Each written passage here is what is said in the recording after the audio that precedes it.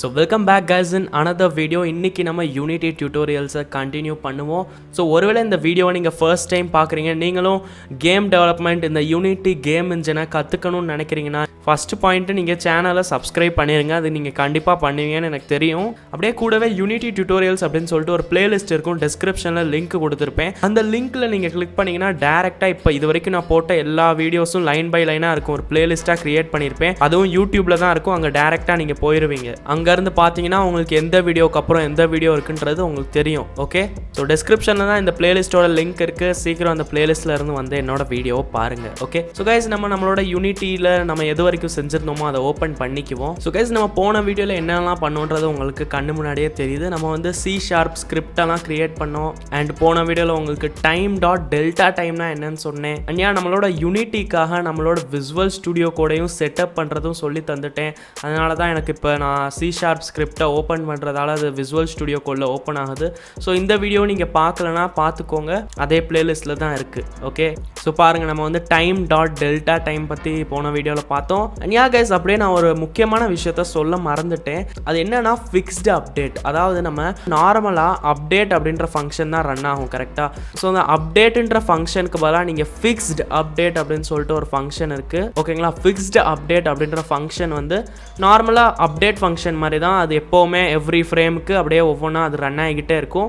But ஏதாச்சும் errors அந்த மாதிரி ஏதாச்சும் இருக்குது அப்படின்னா அதை ஃபிக்ஸ் பண்ணிடும். ஓகேங்களா? So fixed update function use பண்ணுறது ஒரு நைஸ் ப்ரையாரிட்டி. ஓகே, ஸோ போன வீடியோவில் இதெல்லாம் பண்ணோம். ஸோ இப்போ நான் உங்களுக்கு Ctrl+S கொடுத்து சேவ் பண்ணிட்டு இப்போ உங்களுக்கு ரன் பண்ணி காமிக்கிறேன். பாருங்கள், நம்மளோட பிளேயர் அதாவது அந்த கியூப் அப்படியே முன்னாடி போயிருச்சு. Okay, so fixed update function use பண்ணுறது ஒரு நல்ல விஷயந்தான். ஓகே, ஸோ இப்போ நம்மளோட ஆப்ஜெக்டை நம்ம மூவ் பண்ணி கரெக்டாக கிரவுண்ட் மேலே எப்படின்னு வச்சுக்குவோம். ஸோ இப்போ பாருங்களேன், நான் ரன் பண்ணுறப்பெல்லாம் என்ன நடக்குதுன்னு பாருங்களேன். அது ஆட்டோமேட்டிக்காக அப்படியே லான்ச் ஆகி அது வாட்டுக்கு போயிடுது. அதாவது அதுக்கு ஃப்ரிக்ஷன் இருக்குது அதுக்குள்ளே. ஸோ ஒருவேளை உங்களுக்கு ஃப்ரிக்ஷன்னா என்னென்னே தெரிலனா நான் உங்களுக்கு கிளியராக எக்ஸ்பிளைன் பண்ண போகிறேன். ஓகேங்களா? ஃபிசிக்ஸ் டாபிக் தான், டோன்ட் வரி. நான் எக்ஸ்பிளைன் பண்ணுறதெல்லாம் எப்பவும் போல் உங்களுக்கு புரிய தான் செய்யும். ஓகேங்களா? ஸோ ஃப்ரிக்ஷன்னா என்னன்னு தெரியுமா? உராய்வு தன்மை அப்படின்னு சொல்லுவாங்க. ஓகேங்களா? தமிழில் உராய்வு தன்மை அப்படின்னு சொல்லுவாங்க. இப்போ நிறைய பேருக்கு உராய்வு தன்மைனாலே என்னன்னு தெரியாது. ஓகே, டோன்ட் வரி, நான் எக்ஸ்பிளைன் பண்ணுறேன். Okay, so let's say that நீங்கள் ஒரு பெரிய பிளாக்கை நீங்கள் வந்து தள்ளுறீங்கன்னு வச்சுக்கோங்களேன். ஓகே, நீங்கள் என்ன பண்ணுறீங்க, ஒரு பிளாக்கை தள்ளுறீங்க. ஓகே, ஸோ இப்போ இந்த பிளாக்கை தள்ளுறப்ப அது மூவ் ஆகுமா? ஈஸியாக மூவ் ஆகுமா? சொல்லுங்கள், மூவ் ஆகுமா? ஆகும். ஓகேங்களா? ஏன் மூவ் ஆகும்? ஏன்னா நம்மால் ஐசக் நியூட்டன் வந்து சொல்லியிருக்காரு, அவரோட 2வது லாவில் சொல்லியிருக்காரு. அவரோட லா வந்து இப்போ நான் சொன்னேன்னா அப்புறம் 1 மணி நேரம் ஆயிரும். அதை வந்து நான் உங்களுக்கு ஷார்ட்டாக சொல்லிடுறேன். அவர் வந்து என்ன சொல்லியிருக்காருன்னா, நம்ம வந்து ஒரு ஆப்ஜெக்டில் ஒரு ஃபோர்ஸை ஆட் பண்ணுறோம்னா அந்த ஆப்ஜெக்ட்டுக்கு ஒரு ஆக்சிலரேஷன் கிடைக்கும், மூவ் ஆகும் அப்படின்னு வந்து அந்த நம்மால் சொல்லியிருக்காரு, நியூட்டனு. ஓகேங்களா? ஸோ இப்போ நம்ம என்ன பண்ணிக்கிட்டு இருக்கோம், நம்ம வந்து ஃபோர்ஸ் கொடுக்குறோம். அப்போ இதுக்கு வந்து இந்த பெருசாக இருக்கிற அந்த ஆப்ஜெக்ட்டுக்கு வந்து ஆக்சிலரேஷன் கிடைக்கும். ஓகேங்களா? இப்படி தான் வந்து நியூட்டன் சொல்கிறபடி பார்த்தா நடக்கும். ஓகேங்களா? அதாவது நம்ம ஒரு ஆப்ஜெக்டை தள்ளினோம்னா அது மூவ் ஆகும். பட் இப்போ வந்து நான் கேட்குறேன், இது உண்மையா? நீங்கள் வந்து தார் ரோட்டில் போய்க்கோங்க, ரோடு இருக்கும்ல, அங்கே போய்க்கோங்க, ஒரு பிளாக்கை பெருசாக ஒரு கல்லை வச்சுக்கோங்க, அப்படியே தள்ளுங்க, முடியுமா? முடியாது. ஃபஸ்ட்டு பாயிண்ட் வந்து ஏன்னா அது வந்து அதோட வெயிட் கொஞ்சம் அதிகமாக இருக்கும். ஓகேங்களா? வெயிட் அதிகமாக இருக்கும். ஓகே, இல்லை வெயிட்டை கூட நீங்கள் குறைச்சிக்கோங்க, முழுசாக குறைச்சிக்கோங்க. ஒரு சப்பை டப்பா இருக்குதுன்னு வச்சுக்கோங்களேன், ஒரு சின்ன டப்பா இருக்குது, நீங்கள் தார் ரோட்டில் போய்க்கோங்க, அதை வந்து தள்ளுங்க. தள்ளி விட்டோன்னே அது வாட்டுக்கு அப்படியே போயிட்டே இருக்கா? நீங்கள் ஒரு வாட்டி தள்ளினோடனே அது வாட்டிக்கு போயிட்டே இருக்கணும். அதாவது நியூட்டனோட லா இருக்குல்ல, அது என்ன சொல்லுதுன்னா, நம்ம ஒரு ஆப்ஜெக்டில் ஒரு வாட்டி இப்படின்னு ஃபோர்ஸ் ஆட் பண்ணிட்டோன்னு வச்சுக்கோங்களேன், அப்படியே தள்ளிட்டோம்னா அது கான்ஸ்டன்ட் ஸ்பீடில், கான்ஸ்டன்ட்னா என்னென்னா ஒரே இதில், ஓகேங்களா, ஒரே இதில் போய்கிட்டே இருக்கும்னு அர்த்தம். ஓகே, நான் ரொம்ப தான் ஃபிசிக்ஸை பற்றி பேசிக்கிட்டு இருக்கேன், எனக்கு தெரியும். பட் எனக்கு உங்களுக்கு எக்ஸ்பிளைன் பண்ணணும், தட்ஸ் மை ஏம். ஸோ அதனால தான் எக்ஸ்பிளைன் பண்ணுறேன். ஸோ என்னன்னா, கான்ஸ்டன்ட்னா அப்படியே ஒரே இதில் போயிட்டுருக்கிறது தான் கான்ஸ்டன்ட் அப்படின்னு சொல்லுவோம். ஓகேங்களா? ஸோ அவர் சொன்னபடி என்னென்னா, நம்ம வந்து எதுலையாச்சும் ஃபோர்ஸ் ஆட் பண்ணுறோம்னா அது வந்து கான்ஸ்டன்ட் இதில் போய்கிட்டே இருக்கும். ஓகே, இப்போ நீங்கள் வந்து ரோட்டில் போயிட்டு ஒரு தகர டப்பாவை அப்படின்னு அப்படியே தள்ளுறீங்க, அது கான்ஸ்டன்ட் ஃபோர்ஸில் அப்படியே போய்கிட்டே இருக்குமா? போகாது. ஏன் போகாது? ஏன்னா பிகாஸ் ஆஃப் தட் உராய்வு தன்மை, அந்த ஆப்ஜெக்ட் இருக்குல்ல, நம்மளோட இந்த தகர டப்பா இருக்குல்ல, இந்த தகர டப்பாக்கும் நம்மளோட ரோடுக்கும் நடுவில் ஒரு ஃபோர்ஸ் இருக்குது. அந்த ஃபோர்ஸ் தான் நம்மளை அப்படியே போயிட்டே இருக்க விட மாட்டேங்குது. அந்த ஃபோர்ஸை தான் நம்ம என்ன சொல்லுவோம்னா ஃப்ரிக்ஷன் அப்படின்னு சொல்லுவோம். கை தட்டுங்க, உங்களுக்கு ஃப்ரிக்ஷன்னா என்னன்னு தெரிஞ்சிருச்சு. Very good. எப்படி வந்து நீங்கள் தள்ளுறீங்க, உங்களுக்குள்ள ஒரு ஃபோர்ஸ் இருக்குல்ல, அதே மாதிரி தான் ஒரு ஃபோர்ஸ் இருக்குது, அதுதான் இந்த ஃப்ரிக்ஷன் ஃபோர்ஸ். ஓகேங்களா? அந்த உராய்வு தன்மை அப்படின்னு சொல்கிறோம்ல, உங்களுக்குள்ளே எப்படி நீங்கள் தள்ளுற தன்மை இருக்குல்ல, அதே மாதிரி அந்த ஒரு ஆப்ஜெக்ட்டுக்கும் இன்னொரு ஆப்ஜெக்ட்டுக்கும் நடுவில் அந்த தடுக்கிற தன்மை இருக்குல்ல, அதை போக விடாமல் அப்படியே கொஞ்சம் தடுக்குதுல, அதை தான் வந்து நம்ம ஃப்ரிக்ஷனல் ஃபோர்ஸ் அப்படின்னு சொல்லுவோம். ஓகே, ஸோ இந்த ஃப்ரிக்ஷனல் ஃபோர்ஸ் இருக்குல்ல, இந்த ஃப்ரிக்ஷன் இருக்குல்ல, இந்த உராய்வு தன்மை இருக்குல்ல, அதுவும் வந்து ஒரு குறிப்பிட்ட அமௌண்ட் ஆஃப் ஃபோர்ஸ் வச்சுருக்கும். சரிங்களா? ஸோ நீங்கள் வந்து தள்ளுறீங்கன்னு வச்சுக்கோங்களேன், இது வந்து மூவ் ஆகுது. ஓகேங்களா? இது வந்து மூவ் ஆகும், கொஞ்சம் தூரத்துக்கு மூவ் ஆகும். ஆனால் கீழே இருந்து இருக்கிற அந்த உராய்வு தன்மை, அந்த ஃப்ரிக்ஷனல் ஃபோர்ஸும் இருக்குல்ல, இங்கே தள்ளுறதுக்கும் ஒரு ஃபோர்ஸ் இருக்குது, ஆனால் கீழே இருந்து ஒரு ஃபோர்ஸ் இருக்குது. அந்த கீழே இருந்து வர ஃபோர்ஸ் வந்து அந்த ஆப்ஜெக்டை மூவ் ஆகிக்கிட்டே இருக்கிறதுலேருந்து நிப்பாட்டுது. ஓகேங்களா? புரியுதா? இதுதான் வந்து ஃப்ரிக்ஷன். ஓகே, புரிஞ்சா? இப்போ உங்களுக்கு ஃபிசிக்ஸ் டவுட்டும் கிளியராக இருக்கும். ஸோ இப்போ ஃப்ரிக்ஷன் இருக்குல்ல, அதிலே நிறைய டைப்ஸ் ஆஃப் ஃப்ரிக்ஷன் இருக்குங்க. சரிங்களா? ஒரு டைப் என்னென்னா, நம்ம வந்து ஸ்டாட்டிக்காக இருக்கிற ஒரு பாடியில், ஸ்டாட்டிக்னா என்னன்றதை சொல்லிக்கிறேன், ரெஸ்ட்டு. ஓகேங்களா? அதாவது ரெஸ்ட்டில் இருக்கிற பாடியில், சும்மா இருக்கிற பாடியில். ஓகேங்களா? சும்மா இருக்குது. இப்போ இந்த ஆப்ஜெக்ட் இருக்குல்ல, இது சும்மா இருக்குது. இந்த டப்பா இருக்குல்ல, இது வந்து சும்மா இருக்குது. சும்மா இருக்கிற பாடியில் நீங்கள் வந்து ஒரு ஃபோர்ஸ் ஆட் பண்ணுறீங்கன்னு வச்சுக்கோங்களேன், அப்போ கீழேருந்து வர ஃப்ரிக்ஷன் இருக்கும்ல, அதை வந்து ஸ்டாட்டிக் ஃப்ரிக்ஷன்னு சொல்லுவாங்க. ஓகேங்களா? எதுக்கு ஸ்டாட்டிக் ஃப்ரிக்ஷன் சொல்கிறாங்க? ஏன்னா ஸ்டாட்டிக்காக இருக்கிற பாடி, ரெஸ்ட்டில் இருக்கிற பாடி, சும்மா இருக்கிற பாடியில் நீங்கள் வந்து ஃபோர்ஸ் ஆட் பண்ணீங்க, அப்போ வந்து கீழேருந்து ஒரு ஃப்ரிக்ஷன் வந்துச்சு, அதனால் ஸ்டாட்டிக் ஃப்ரிக்ஷன் அப்படின்னு சொல்லுவாங்க. ஓகேவா? ஓகே. அதே மாதிரி இன்னொரு வகையான ஃப்ரிக்ஷன் இருக்குது. அது என்னன்னா, நம்ம வந்து இப்போ வலுவழுப்பான சர்ஃபேஸ் இருக்குதுன்னு வச்சுக்கோங்களேன். இருங்க, ஒழுங்காக கொஞ்சம் கோடை போட்டு விட்டுறேன். வலுவழுப்பானது, ஃபார் எக்ஸாம்பிள் கிளாஸ். ஓகே, கிளாஸில் போயிட்டு நீங்கள் ஒரு டப்பாவை சும்மா நீங்கள் தள்ளி விட்டீங்கன்னு வச்சுக்கோங்களேன், அதுலேயும் ஃப்ரிக்ஷன் இருக்கும். ஆனால் இந்த ஸ்டாட்டிக் ஃப்ரிக்ஷனில் எவ்வளோ இருக்குமோ அந்த ஃப்ரிக்ஷன் வந்து இந்த இடத்துல இருக்காது. ஓகேங்களா? வலுவழுப்பு தன்மை இருக்கும்ல, எப்படி உராய்வு தன்மை ஃப்ரிக்ஷன் அப்படின்னு சொல்கிறீங்களே, அந்த உராய்வு தன்மை அந்த வலுவழுப்புலையும் இருக்கும். ஓகேங்களா? நீங்கள் அங்கேயுமே வந்து ஒரு பாக்ஸை வச்சு தள்ளினா இருக்கும். ஓகே, அதுவும் போய் ஒரு இடத்துல போய் நிற்க தான் செய்யும். ஆனால் அதில் அந்த உராய்வு தன்மை கம்மியாக இருக்கும். ஓகேங்களா? அதாவது ஏதாச்சும் ஒரு ஆப்ஜெக்ட் ஸ்லைட் ஆகுதுன்னு வச்சுக்கோங்களேன், ஸ்லைடிங்னா என்ன, நம்ம வந்து அப்படியே ஸ்கூலில் பண்ணியிருப்போம் பாருங்களேன், அப்படியே சீன் போடுறதுக்காக அப்படியே ஸ்பீடாக அப்படியே ஓடி வந்துட்டு அப்படியே ஸ்கிட் அடிப்போம்னு சொல்லுவோம்ல, அதாவது அப்படியே நின்றுக்கிட்டே நம்மளோட ஸ்கூலோட அந்த தரை வந்து அப்படியே வலுவழுப்பாக இருக்கிற இடத்துல அப்படியே ஸ்கிட் அடிப்போம் சர்ன்னு. செமையாக இருக்கும் ஃபீலிங். ஆனால் சீன் போடுறோன்னு சொல்லிட்டு அப்படியே விழுந்துருவோம், கேர்ள்ஸ் பார்த்து சிரிப்பாங்க. ஸோ அந்த இடத்துல என்ன பண்ணுறீங்க, ஸ்லைடு பண்ணுறீங்க. ஸோ நீங்கள் வந்து ஸ்லைடு ஆகுறீங்களா, ஒரு இதில் தரையில் வந்து நீங்கள் ஸ்லைடு ஆகுறீங்களா, நீங்கள் வந்து அப்படியே தரையில் அப்படியே போயிட்டு ஸ்லைடு ஆவீங்க. கரெக்டாக? ஸோ அந்த ஸ்லைடு ஆகிறப்பையும் ஒரு இருக்கும், ஃப்ரிக்ஷன் இருக்கும். சரிங்களா? அதுதான் வந்து உங்களை தடுக்கும். ஓகேவா? இப்போ வந்து நான் வந்து ஒரு வலுவழுப்பான ஒரு கிளாஸ் இருக்குன்னு வச்சுக்கோங்களேன், அதில் வந்து நீங்கள் உங்களை நிற்க வச்சிடுறேன், அப்படியே தள்ளி விட்டுறேன். ஓகேவா? தள்ளி விட்டால் நீங்கள் போய் ஒரு இடத்துல நிற்பீங்க. கரெக்டாக? நீங்கள் வழுக்கிக்கிட்டே போனாலும் நீங்கள் ஒரு இடத்துல நிற்பீங்க. ஏன் நிற்கிறீங்க? ஏன் நியூட்டன் சொன்ன மாதிரி அது நீங்கள் போயிட்டே இருக்கணும்ல, ஏன் நிற்கிறீங்க? என்ன டேஷ்க்கு நிற்கிறீங்க? பிகாஸ் அங்கேயும் ஒரு ஃப்ரிக்ஷன் இருக்குது. ஓகே, புரியுதா? ஸோ அந்த ஃப்ரிக்ஷனை தான் நம்ம வந்து ஸ்லைடிங் ஃப்ரிக்ஷன் சொல்லுவோம். ஓகே, என்ன சொல்லுவோம்? Sliding friction.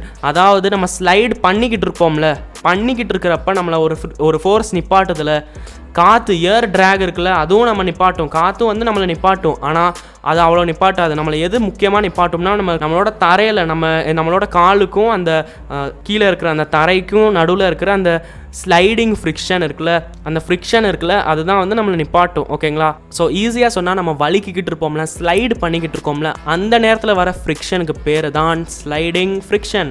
ஓகே, ஸோ அந்த ஸ்லைடிங் ஃப்ரிக்ஷன் அப்படின்னு இருக்குல்ல, அதை வந்து டைனாமிக் ஃப்ரிக்ஷன்னு சொல்லுவாங்க. ஓகேவா? ஸோ இப்போ எதுக்கு இதெல்லாம் சொன்னேன், இதெல்லாம் வச்சு நாங்கள் என்ன பண்ணுவோம் அப்படின்னு நீங்கள் கேட்பீங்க. கரெக்டாக?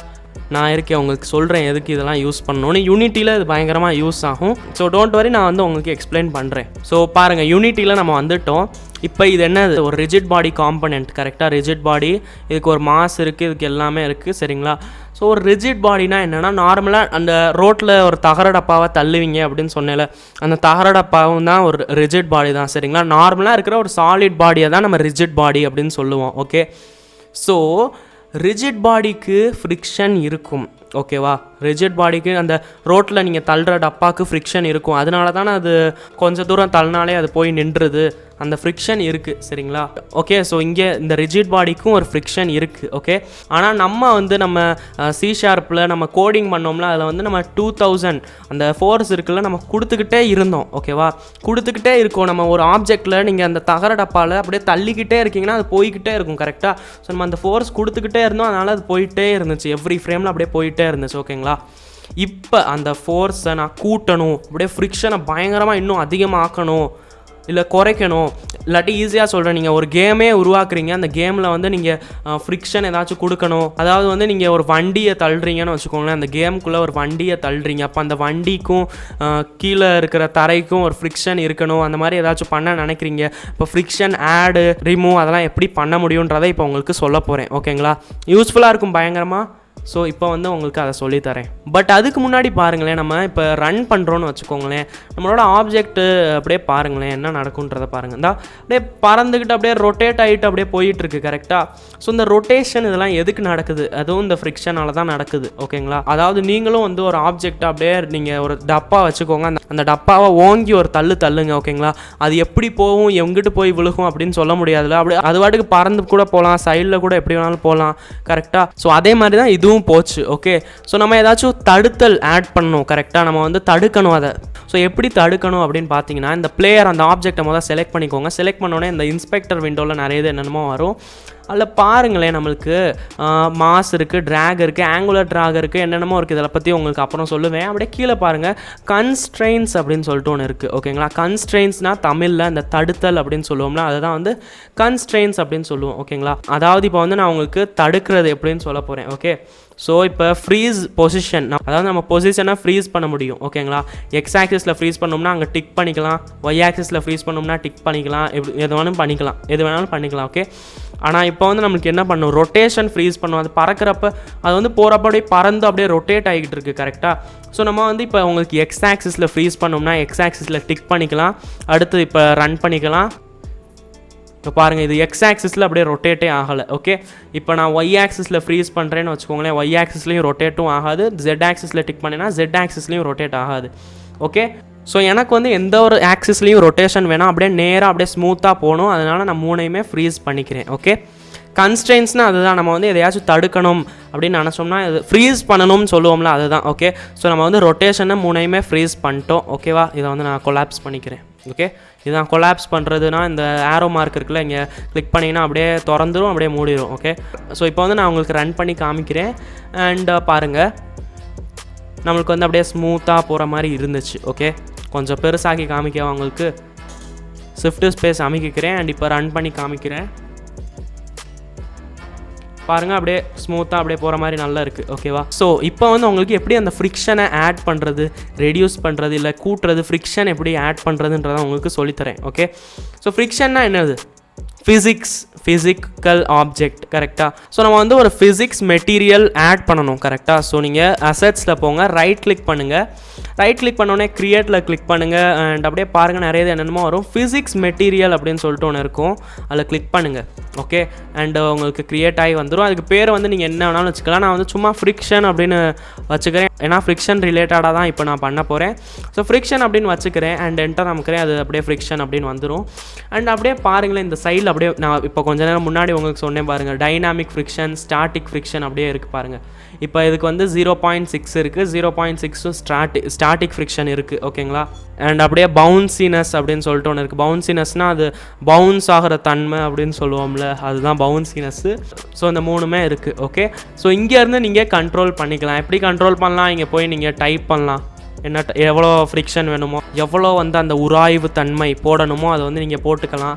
ஓகே, அண்ட் இன்னொரு வகையிலையும் பண்ணலாம். எப்படின்னா, இங்கே கர்சரை இங்கே மேலே கொண்டு போய்க்கோங்க. டைனாமிக் ஃப்ரிக்ஷன் அப்படின்னு போட்டிருக்கேன்னா அதுக்கு மேலே கொண்டு போய்க்கோங்க. லெஃப்ட் கிளிக் பண்ணுங்கள். அடுத்து இந்த சைடு இழுத்திங்கன்னா கம்மியாகும், அந்த சைடு இழுத்திங்கன்னா அப்படியே பாருங்கள் கூடுது. ஓகே, அப்படியே பண்ணிக்கிட்டே இருக்கலாம்.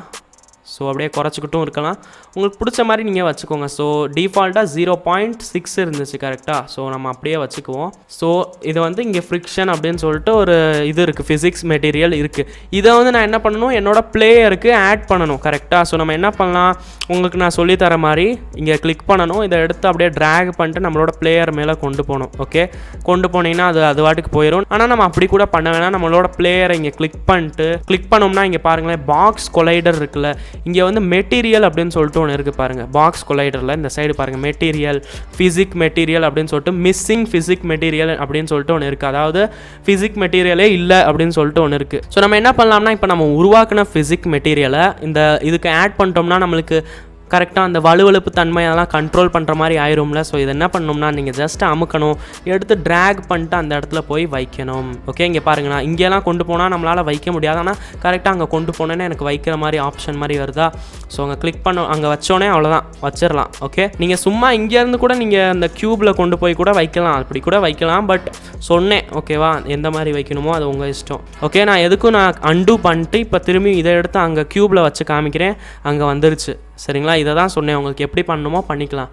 ஸோ இப்போ வந்து நம்ம ரன் பண்ணுறேன்னு வச்சுக்கோங்களேன், இப்போ பாருங்களேன் போகுது நார்மலாக. ஓகே, போகுது. இப்போ நான் இந்த ஃப்ரிக்ஷனில் போயிட்டு இந்த ஃப்ரிக்ஷனை நான் எடிட் பண்ணுறேன்னு வச்சுக்கோங்களேன், பயங்கரமாக வச்சுக்கிறேன். இந்த டைனாமிக் ஃப்ரிக்ஷனை ஒரு 10,000 இந்த மாதிரி வச்சுக்குவோம். ஓகே, தெரியும் ரொம்ப அதிகம் தான், பட் வச்சுக்குவோம். அண்ட் இப்போ நான் ரன் பண்ணேன்னு வச்சுக்கோங்களேன், பாருங்கள் வித்தியாசத்தை. ஒன்றுமே நடக்கலை. ஏன் ஒன்றுமே நடக்கலை? ஏன்னா கீழே இருந்து அந்த ஃப்ரிக்ஷனல் ஃபோர்ஸ் இருக்குல்ல, அந்த பவர் ஆஃப் ஃப்ரிக்ஷன் இருக்குல்ல, 10,000க்கு. ஆனால் நம்மளோட இந்த C# ஸ்கிரிப்டில் போட்டு பார்த்தீங்கன்னா வச்சுக்கோங்களேன், இந்த சைடு காமிக்குது பாருங்கள், நம்ம வந்து 2,000 தான் போட்டிருக்கோம், 2,000 ஃபோர்ஸ் தான் ஆட் பண்ணுறோம். ஆனால் அதே இது இந்த ஃப்ரிக்ஷன் வந்து எவ்வளோ இருக்குது, 10,000 இருக்குது. புரியுதா? ஸோ இதை தான் இந்த மாதிரி வந்து நீங்கள் கண்ட்ரோல் பண்ணலாம். ஓகே, ஸோ நம்ம ஃப்ரிக்ஷனை ரொம்ப கம்மியாக வச்சுக்குவோம், நம்ம வலுவழுப்பாக இருக்கிற மாதிரி வச்சுக்குவோம். அப்போ தான் கொஞ்சம் ஸ்மூத்தாக இருக்கும்ல, ஸ்மூத்தாக அப்படியே போகிற மாதிரி இருந்தால் தான் நல்லாயிருக்கும். ஸோ நம்ம 0 வச்சுக்குவோம், டைனாமிக்கு ஸ்டாட்டிக்கும் 0ல் வச்சுக்குவோம். ஒரு வாட்டி ரன் பண்ணி பார்த்துக்குவோம், பாருங்கள் ஸ்மூத்தாக அப்படியே அழகாக போகுதா. இப்போ பவுன்சினஸ் வந்து கொஞ்சம் ஆட் பண்ணி பார்த்துக்குவோம். பவுன்சினஸ் நீங்கள் 0லேருந்து 1க்குள்ளே மட்டும்தான் வைக்க முடியாது, ஞாபகம் வச்சுக்கோங்க. 0லேருந்து 1 வரைக்கும் நீங்கள் 0.2757 அந்த மாதிரி வச்சுக்கலாம், ஆனால் 0லேருந்து 1க்குள்ளே. ஓகே, இப்போ நான் பவுன்சினஸ் ஆட் பண்ணிட்டேன்னா என்ன நடக்கும்னு பாருங்கள். ஒன்றுமே நடக்கலை. ஏன் ஒன்றுமே நடக்கலைன்னா, ஏன்னா நம்மளோட பிளேயருக்கு கன்ஸ்ட்ரெயின்ஸ் ஆட் பண்ணியிருக்கோம் கரெக்டாக. இந்த ரிஜிட் பாடியில் நம்ம கன்ஸ்ட்ரெயின்ஸ் ஆட் பண்ணியிருக்கோம், ஃப்ரீஸ் பண்ணியிருக்கோம் அதோட ரொட்டேஷனு. ஸோ அது மேலே கீழே எங்கேயுமே போக முடியாது. இப்போ நான் எடுத்து விட்டுட்டு இப்போ ரன் பண்ணுறேன்னு வச்சுக்கோங்களேன், பவுன்ஸ் ஆகும் பாருங்கள், ரொம்ப பவுன்ஸ் ஆகும். ஸோ எதுக்கு திரும்பியும் பவுன்ஸ் ஆகலான்னு கேட்பீங்க, பிகாஸ் நம்ம ஃப்ரிக்ஷனே இல்லை, ஃப்ரிக்ஷன் ஏதாச்சும் இருந்தால் தான், அந்த ஃப்ரிக்ஷன் இருந்தால் தான் வந்து பவுன்ஸ் ஆகும் கரெக்டாக. அதனால நம்ம ஃப்ரிக்ஷனையும் வச்சுக்குவோம். ஓகே, இப்போ ஏதாச்சும் ஃப்ரிக்ஷன் வச்சுட்டு இப்போ நான் ரன் பண்ணுறேன்னு வச்சுக்கோங்களேன், இப்போ பாருங்கள் கண்டிப்பாக பவுன்ஸ் ஆகும். பவுன்ஸ் ஆகுது. இருங்க திரும்பியும் உங்களுக்கு கொஞ்சம் பிக் ஸ்க்ரீனில் பண்ணி காமிக்கிறேன். இப்போ பாருங்களேன், பவுன்ஸ் ஆகி பறந்துருச்சு. ஸோ இதை தான் வந்து இந்த ஃப்ரிக்ஷன் ஆட் பண்ணுறது, இந்த மாதிரி நீங்கள் பண்ணிக்கலாம். Okay, very good, super. So இந்த மாதிரி பண்ணிக்கலாம். இப்போ நம்மளுக்கு ஃப்ரிக்ஷன் வேணாம், இதுவும் 0ல் ஆக்கிக்குவோம். பவுன்சினஸும் வேணாம், அதையும் 0ல் ஆக்கிக்குவோம். கன்ஸ்ட்ரெயின்ஸு எப்படி முன்னாடி இருந்துச்சோ அந்த மாதிரி வச்சுக்குவோம். ஓகேவா, வச்சுக்குவோம். சரிங்களா, கண்ட்ரோல் எஸ் கொடுத்து சேவ் கொடுத்துருங்க. நான் வந்து அடுத்த வீடியோவில் நம்ம ஒரு கேம் செஞ்சுக்கிட்டு இருந்தோம்ல, அதை இதை வச்சே கண்டினியூ பண்ணுவோம். ஸோ கண்ட்ரோல் எஸ் கொடுத்து சேவ் பண்ணிக்கோங்க. ஓகேங்களா, லெவல் சேவ் ஆயிடுச்சு. இப்போ க்ளோஸ் கொடுத்துருங்க. ஸோ இந்த வீடியோவில் இவ்வளோ தான். நம்ம ஃப்ரிக்ஷன்ஸை பற்றி கொஞ்சம் ஃபிசிக்ஸ் பற்றி பேசிட்டோம், எனக்கு தெரியும், பட் கொஞ்சம் யூஸ்ஃபுல்லாக இருக்கும்ல, அதனால தான் சொன்னேன். ஸோ போதும் இந்த வீடியோவில். நம்ம அடுத்த வீடியோவில் இதுக்கப்புறம் இருக்கிற எல்லாமே பார்ப்போம். இன்றைக்கே வந்துடும் அந்த வீடியோ, அடுத்த வீடியோ. ஸோ தேங்க்ஸ் ஃபார் வாட்சிங் திஸ் வீடியோ. நான் உங்களை அடுத்த வீடியோவில் பார்க்குறேன். Up to that keep learning, keep practising and keep வாட்சிங் கோடிங் அண்ணா.